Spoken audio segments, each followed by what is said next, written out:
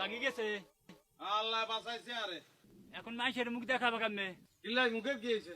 আর মুখে কি কেউ গোবর লেপি দিছে না যে মুখ গাইতে নাইতাম না? যার বউ বাগি যায় কোনো বেড়া, তুমি কোনো বেড়াই না।